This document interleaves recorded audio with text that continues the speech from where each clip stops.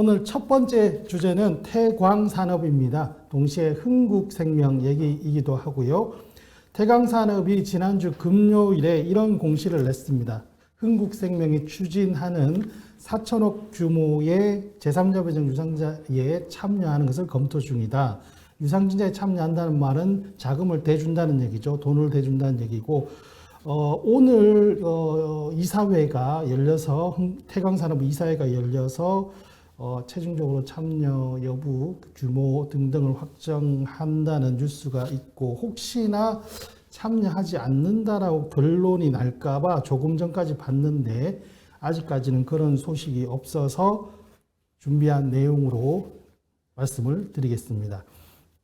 태광산업과 흥국생명은 태광그룹이라는 기업 집단 소속인데, 얼핏 보면은 모회사가 자회사 또는 계열사가 계열사를 지원해 주는 것처럼 보이지만 사실 조금만 들여다보면은 상당히 좀 문제가 많습니다. 그래서 먼저 흥국생명이 유상증자를 왜 추진하는지 배경부터 짚어봐야 되는데, 흥국생명은 최근에 영구채 콜옵션 논란을 일으킨 곳이죠. 그래서 지금 보시는 11월 30일 라이브 방송 때 흥국생명 영구채 콜옵션 불발 사태가 무슨 얘기냐, 이런 영상으로 말씀을 드렸는데 해당 영상을 좀 참고해 주시면 좋겠고요. 그래도 다시 한번 좀 간단하게 말씀을 드리면, 흥국생명이 발행하는 영구채권이라는 것은 만기가, 채권은 보통 만기가 3년, 5년 이렇게 있는데, 영구채라는 것은 만기가 30년, 50년 이렇게 굉장히 길고, 그 만기 이후에도 또 다시 발행회사, 채권을 발행한 회사가 마음먹기에 따라서 만기를 계속 늘릴 수 있어서 사실상 영구적으로 만기가 없다라고 해서 영구채라고 부른다라고 말씀을 드렸고, 다만 이런 조건에서 세상에 공짜는 없는 것이죠. 만기는 계속 늘어나는데 그만큼 보상을 안 해주면 안 되니까 시간이 지날수록 이자를 성큼성큼 더 내야 되는 조건. 그래서 이런 것들을 이자가 계단 오르듯이 계속 올라간다라고 해서 스텝업이라고 하고, 그래서 스텝업 영구채는 항상 만기는 길지만 스텝업이라는 조건, 금리가 올라가는 조건이 있고, 그래서 통상은 이렇게 금리가 올라가는 최초의 시점, 즉 스텝업이 처음 발동되는 시점에 대개 채권을 발행한 회사들은 지금 보시는 이 콜옵션이라는 것을 행사를 합니다. 콜옵션. 콜옵션은 다른 말로 조기 상환권이라고도 하고요. 즉 이제 채권을 발행한 회사가 이제 너네 돈 필요 없고 이자도 우리가 더 내기 좀 싫어. 그래서 원금과 이자를 돌려줄게. 즉 원리금을 갚겠다라고 하는 것이 바로 콜옵션이고, 보통 영구채는 3년에서 5년 되는 시점에 콜옵션이 발동이 됩니다. 그래서 실제 말은 영구채지만 실제로 만기 5년 또는 3년 콜옵션 시점까지만 돈을 빌리고 다시 되갚는, 즉 만기 3년 또는 5년의 일반 채권과 다르지 않다라는 인식이 있습니다. 그래서 무늬만 영구채다. 이게 일종의 시장의 관행이었는데, 그래서 흥국생명은 5,570억 원 규모의 영구채를 2017년에 발행을 했고, 이 영구채에 5년 지나면 스텝업 동시에 콜옵션 조건이 붙어 있어서 그 시점이 올해였습니다. 올해 11월이었고, 그럼 당연히 콜옵션을 행사하겠구나라고 생각했는데 콜옵션을 행사하지 않은 거죠. 미행사를 한 겁니다. 그러자 이 자본시장에서는 논란이 생기죠. 그동안 항상 콜 옵션을 행사하는 것이 관례였는데 행사하지 않자, 이거 사실상 이거 디폴트 채무 불이행 아니냐, 이런 논란이 있었고, 논란이 좀 커지자 다시 흥국생명이 그러면 우리 콜 옵션 행사하겠다, 조기 상환권 행사해서 원리금 갚아주겠다라고 했고, 근데 돈이 있어야 되잖아요. 그 돈을 그 자금을 조달하는 콜 옵션을 행사하기 위해서 자금을 조달하는 그 방법을 환매 조건부 채권 RP라고 하는 것들을 발행했습니다. 이걸 이제 흥국생명이 발행을 해서 시중은행들이 사줬고요. 그게 한 4천억 정도 규모가 됩니다.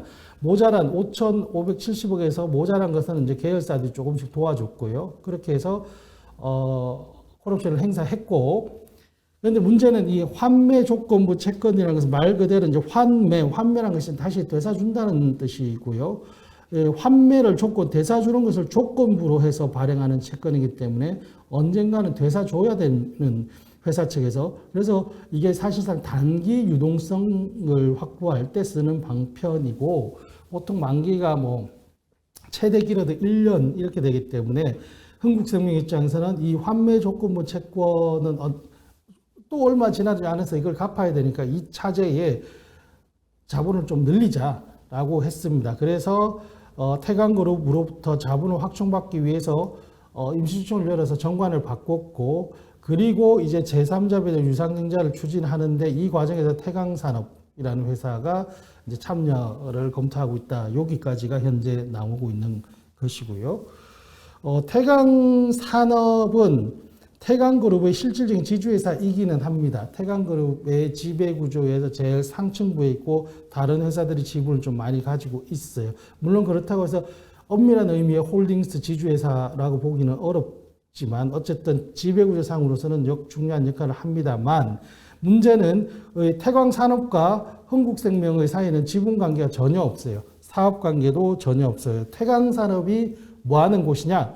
석유화학, 화학섬유, 화섬업체입니다. 화섬. 그리고 뭐 직물 이런 거 만드는 거, 화학섬유. 흥국생명은 뭐 잘 알지만 보험회사이고 특히 생명보험회사이죠. 사업적으로 아무런 관련이 없어요.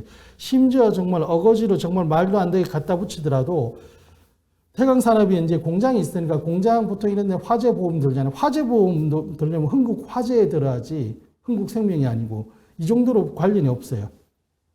그래서 실제 태광산업이 흥국생명에게 자금을 지원하는 것은, 자금을 지원한다면 태광산업에는 무슨 이익이 될까? 이게 매우 모호해요. 불분명해요. 반면 태광산업의 또 흥국생명의 최대 주주인 이호진, 좀 이따 말씀드릴 때 이호진 전 회장이 얻는 이익은 분명하게 있어요. 그게 왜 그런지 볼게요. 흥국생명의 지분 구조와 태광산업의 지분 구조를 정리해 봤습니다. 이호진, 여기 보시는 이호진. 양쪽 태광산업과 흥국생명의 모두 일대 주주이죠. 태광그룹 총수이고 현재는 공식 직함은 없습니다. 공식 직함이 현재 없고, 왜 없느냐? 뉴스를 검색해 보시면 바로 나오는데, 실형을 선고받고 집행유예 기간입니다. 횡령, 배임 등등 많은 범죄 행위가 법원에서 확정이 되었고요.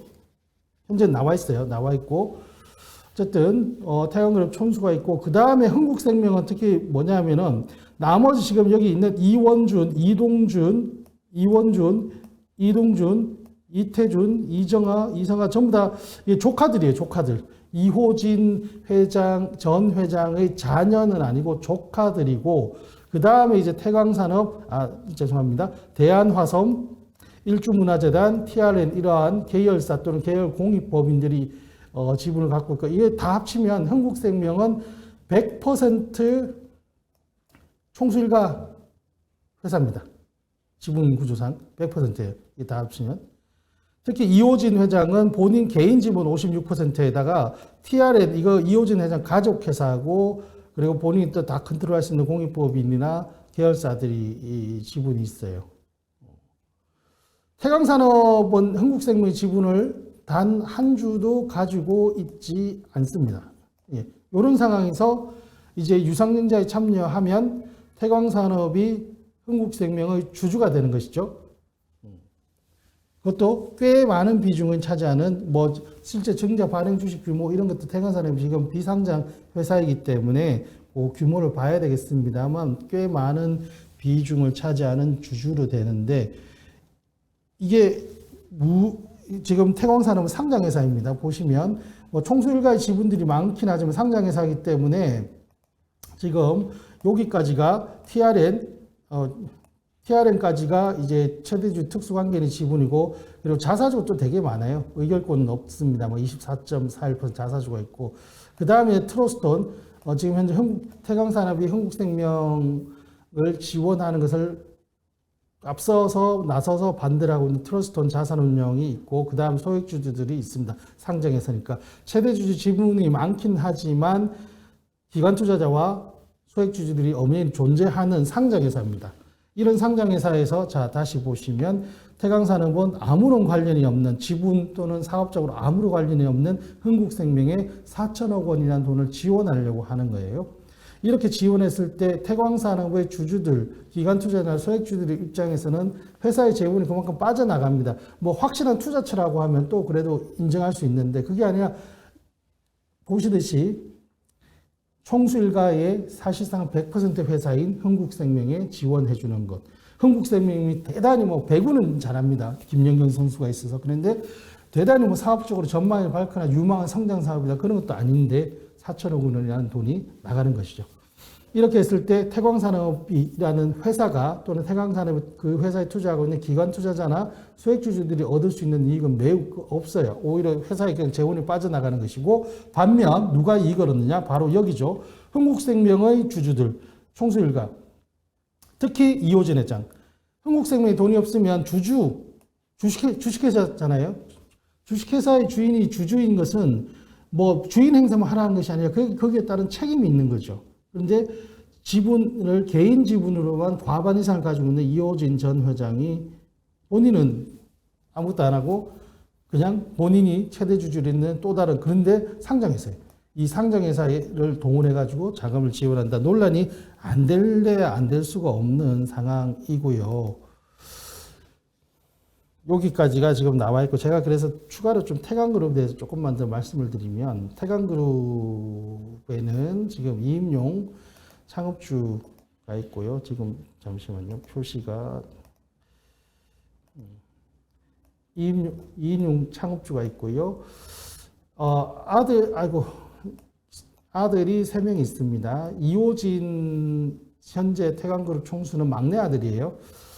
그러고 보니까 요즘에 재벌집 막내 아들이라는 드라마가 유행을 하는데 저는 아직 못 봤습니다만 어쨌든 아들이 막내 아들이고 요 사이에 물론 이게 누나들이 있습니다. 누나들이 한 3명 정도 있고요.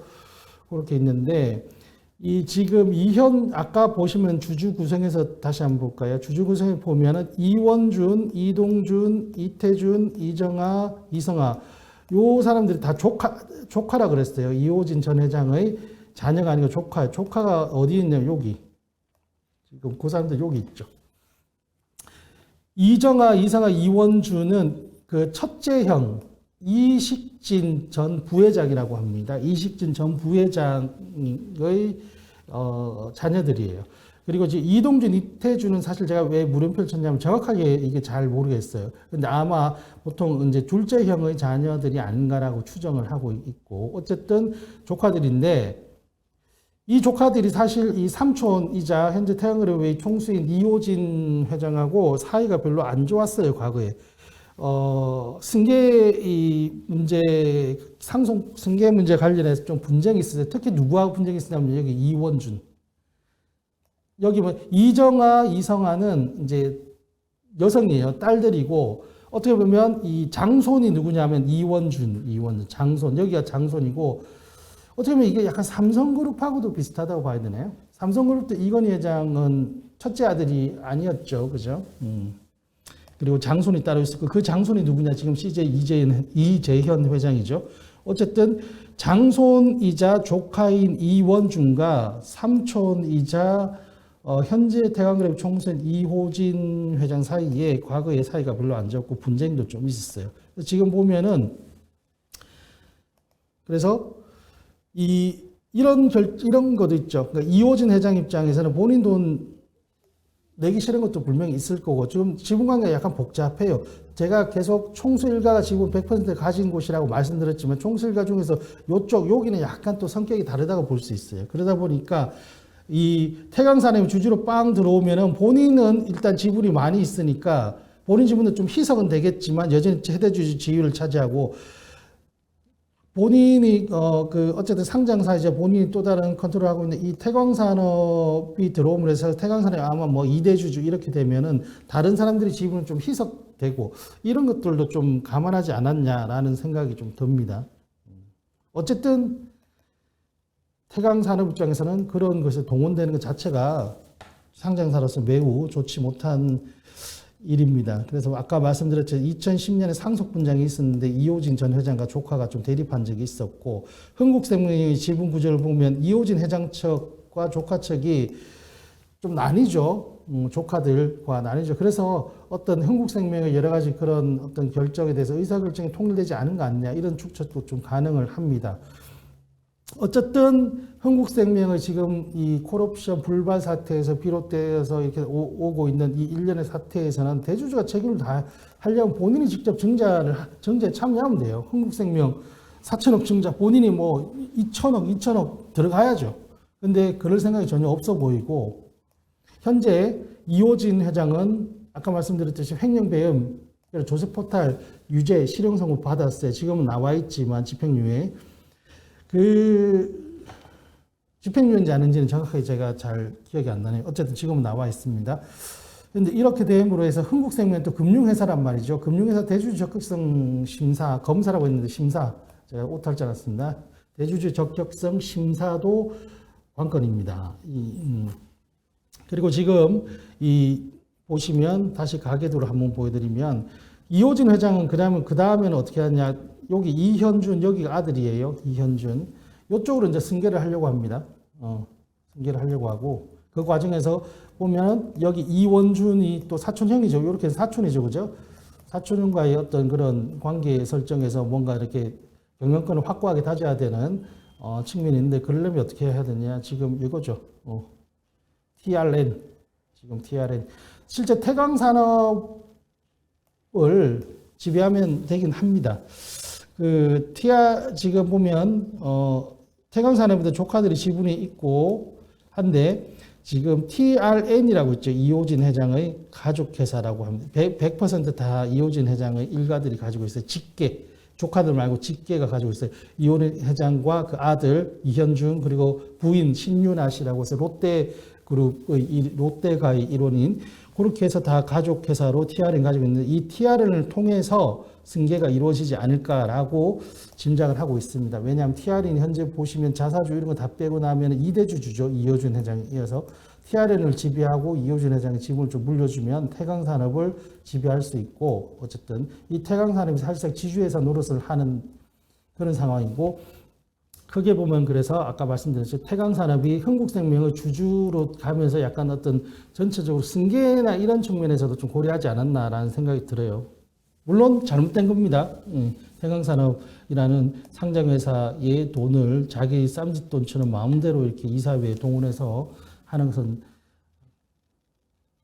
참으로 잘못된 행동인데, 이런 여러 가지 태광그룹을 둘러싼 가계도나 지분구도, 승계 과정 이런 것들을 살펴보면 어쨌든 태광산업이 흥국생명에도 좀 입김을 영향을 미치는 이런 승계의 과정까지 다 그리고 있지 않나, 이런 생각이 좀 듭니다. 어쨌든 오늘 태광그룹 흥국생명 얘기를 좀 많이 드려봤고요. 그래서 장남 이현준이 비상장사 TRN 통해서 활용해서 승계를 해요. 그러니까 이현준이 있으면 이렇게 TRN이 이제 태광산업, 그리고 태광산업에 따라서 흥국생명, 이런 그림을 좀 그리고 있는 것 같아요.